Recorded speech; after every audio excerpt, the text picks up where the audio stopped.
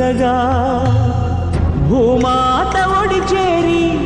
నా భారం దించావా చూస్తూనే చేజారి ఎదపోతే పెంచావా నీ డాడీ రెక్కలు విరిచావా మెట్టింటికి పంపేదాకాగలేక మట్టింటికి వెళ్ళిపోయావా శాశ్వతంగా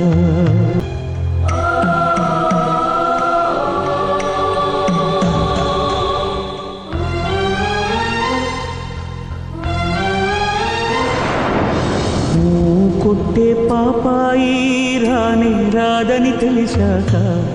కథలన్నీ కంచికి పోవచ్చినబోయి